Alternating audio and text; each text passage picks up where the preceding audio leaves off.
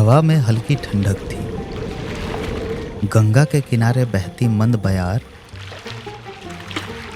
जैसे हर थके मांदे मुसाफिर को बुला रही थी। बनारस का आसमान हल्की धुंध में लिपटा हुआ था और घाटों पर जलते दियों की लौ इस धुंध को चीरने की कोशिश कर रही थी। मंदिरों की घंटियां बज रही थी। दूर कहीं कोई साधु अपने भजनों में मग्न था और घाट की सीढ़ियों पर बैठे कुछ लोग बहती गंगा को एकटक निहार रहे थे। इसी माहौल में एक सराय के छोटे से कमरे में मिर्जा गालिब करवटें बदल रहे थे। उनकी तबीयत अभी पूरी तरह से ठीक नहीं हुई थी। महीनों की बीमारी ने उनके जिस्म को तोड़ दिया था। उन्हें उठने में तकलीफ होती थी, लेकिन उनके दिल में एक अजीब सी तड़प थी, बनारस देखने की, उसकी गलियों में खो जाने की, उसकी हवा में घुली उस रूहानी खुशबू को महसूस करने की। दिल्ली छोड़ने के बाद से ही गालिब का सफ़र आसान नहीं था। लखनऊ में 5 महीने गुजारे, फिर बांदा में 6 महीने ठहरना पड़ा। बीमारी जैसे पीछा ही नहीं छोड़ रही थी। सफ़र की तकलीफ़ों और बीमारी की वजह से बेहद कमज़ोर हो गए थे, लेकिन उनका इरादा अडिग था। जब आखिरकार वे बनारस पहुंचे तो यह शहर मानो उनकी सारी तकलीफ़ों का मरहम बन गया। जैसे ही पहली बार गंगा के किनारे पहुंचे, ठंडी हवा उनके चेहरे से टकराई और उन्होंने हल्की मुस्कान के साथ आंखें बंद कर ली। उन्हें लगा जैसे बनारस ने अपने खुले दरवाजों से उनका स्वागत किया हो। तब उन्होंने लिखा, अगर दुश्मनों की शमातत का खौफ नहीं होता तो अपना मजहब तर्क करके माथे पर तिलक लगा लेता, जनेऊ धारण कर लेता और गंगा किनारे जा बैठता, जब तक कि जिंदगी भर के गुनाहों की गर्द न धुल जाती।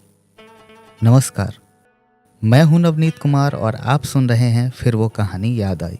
आज हम बात करेंगे मिर्जा गालिब के किस्सों की। साल था 1797। आगरा की गलियों में एक ऐसे शख्स की पैदाइश हुई जिसके शेर, शायरी और गज़ल को हर मोहब्बत करने वाला आशिक पढ़ता है। 10-11 साल की उम्र में वह दिल्ली आए और यहीं के होकर रह गए। कभी रोज़ा नहीं रखने वाले मिर्जा गालिब खुद को आधा मुसलमान कहते थे। वो कहा करते थे कि मैं शराब पीता हूँ लेकिन सूअर नहीं खाता। मिर्जा गालिब कहा करते थे कि वो शायर ही क्या जो कभी शराब ना पिए और कभी जुआ ना खेले। 1847 की एक शाम जब दिल्ली की गलियों में हलचल थी, मिर्जा गालिब अपने कुछ साथियों के साथ ताश खेल रहे थे। जुए का शौक उन्हें पहले से ही था, लेकिन उस दिन उनकी किस्मत ने धोखा दे दिया। अचानक पुलिस पहुंची और उन्हें जुए के इल्जाम में पकड़ लिया गया। अगले दिन जब गालिब अदालत में पेश हुए तो जज ने गंभीर लहजे में पूछा,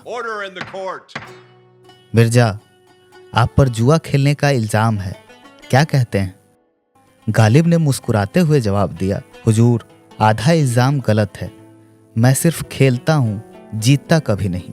ये सुनकर दरबार में हंसी की लहर दौड़ गई। यहाँ तक कि जज भी मुस्कुराए बिना नहीं रह सके, लेकिन हाजिर जवाबी जुर्म को माफ नहीं करा सकती थी। गालिब पर 200 रुपए का जुर्माना लगा और कुछ दिन की जेल भी हुई। शराब को लेकर मिर्जा गालिब ने लिखा, कर्ज की पीते थे मैं, लेकिन समझते थे कि हाँ, रंग लाएगी हमारी फाफा मस्तानी एक दिन। एक बार किसी ने गालिब से पूछा, आप शराब क्यों पीते हैं? गालिब ने जवाब दिया, साहब, मैं शराब इसीलिए पीता हूँ कि दुख बहल जाए। फिर सवाल करने वाले ने पूछा, तो क्या अब दुख बहल गया? गालिब ने शायराना अंदाज में कहा, अगर बहल गया होता तो क्या अब तक पीता? गालिब ने एक शेर लिखा, मैंने माना कि कुछ नहीं गालिब, मुफ्त हाथ आए तो बुरा क्या है। गालिब को मुगल दरबार से पेंशन मिलती थी, लेकिन अंग्रेजों के आने के बाद पेंशन बंद हो गई। उन्होंने पेंशन फिर से चालू करवाने के लिए अंग्रेजी अफसर को चिट्ठी लिखी। तो अफसर ने कहा, आप अपनी वफादारी का कोई सबूत दीजिए। गालिब ने जवाब दिया, जनाब, मेरी वफादारी का इससे बड़ा सबूत क्या होगा कि मैं अंग्रेज़ों की हुकूमत में भी पेंशन की मांग कर रहा हूँ, बगावत नहीं कर रहा। गालिब के बारे में जितना बतलाया जाएगा वो कम ही होगा। तो ये थी मिर्ज़ा गालिब की हाजिर जवाबी की कहानी।